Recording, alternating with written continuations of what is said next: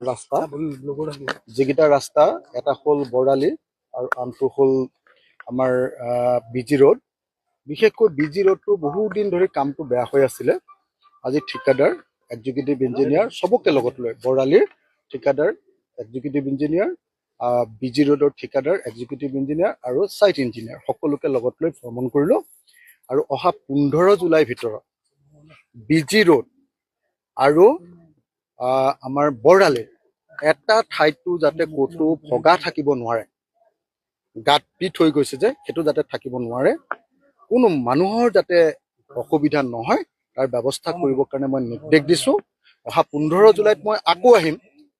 যদি busy road আৰু বৰালিটো সঠিকভাৱে যদি মানে মেৰামতি, এতিয়া মেৰামতি কমপ্লিট কাম শেষ নহয়, গোটেইখিনি যদি ক'ত ক'ত ভাগি আছে, ক'ৰবাত পানী জমা হৈছে, এইটো যদি ঠিক কৰি নিদিয়ে তেতিয়াহ'লে কঠোৰ ব্যৱস্থা ঠিকাদাৰৰ ওপৰত লোৱা হ'ব।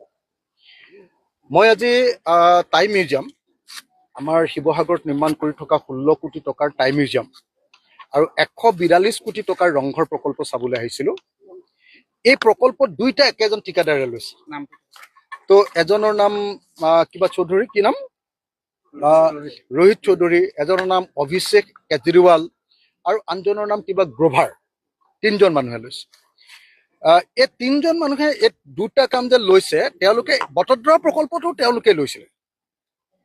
আৰু এনেকুৱা ধৰণৰ কামবিলাক তেওঁলোকে মন্ত্ৰীৰ লগত, মুখ্যমন্ত্ৰীৰ লগত তেল মাৰি মাৰি লয়, তাৰপিছত কামবিলাক কেতিয়াও ভালকে নকৰে, পেলাই থৈ দিয়ে, কোৱালিটি বেয়া। তো আজিৰ দিনটোত মই এতিয়ালৈকে দ্বিতীয়বাৰৰ কাৰণে ঠিকাদাৰ, এই 3জন ঠিকাদাৰক মাতিছিলোঁ। এক্সিকিউটিভ ইঞ্জিনিয়াৰ বিল্ডিং মোৰ লগত আছে, তেওঁ মাতিছে, কিন্তু এতিয়ালৈকে দুবাৰ তেওঁলোক অহা নাই। মই থাৰ্ড টাইম আকৌ এবাৰ চাবলৈ আহিম।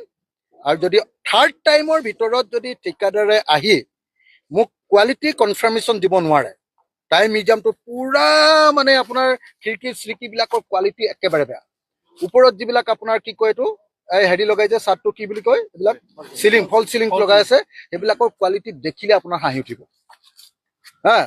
ৰংঘৰ প্ৰকল্প চাবলৈ আহিলোঁ, ইয়াত কোনো ধৰণৰ প্লেনিং নাই। কেতিয়া কি কৰিব, কেনেকে কৰিব, আপুনি ৰাস্তাটো যাবলৈকে ৰাস্তা নাই ক'তো এতিয়া এই মুহূৰ্তত খোজকাঢ়িব। কেইটামান টেকনিকেল কথা আছিলে পাতিবৰ কাৰণে, কোনো ব্যৱস্থা নাই ইয়াত। গতিকে একদম স্পষ্টকে জনাই দিছোঁ যে ৰোহিত চৌধুৰী, অভিজিত কি কয় কেজৰিৱাল আৰু অভিজিত কেজৰিৱাল আৰু গ্ৰোভাৰ, এই 3জন ঠিকাদাৰে যদি অতি সোনকালে শিৱসাগৰলৈ আহি সঠিক ৰূপত কোৱালিটিৰ কাম যিমতে এষ্টিমেটত আছে সেইমতে কাম যদি আৰম্ভ নকৰে, তেওঁলোকৰ ওপৰত কঠোৰ ব্যৱস্থা গ্ৰহণ কৰা হ'ব।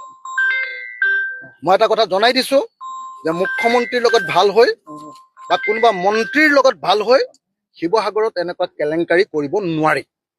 যদি কৰে এনেকুৱা শিক্ষা পাব যে জীৱনত কোনোদিন আৰু ঠিকা নাপাব।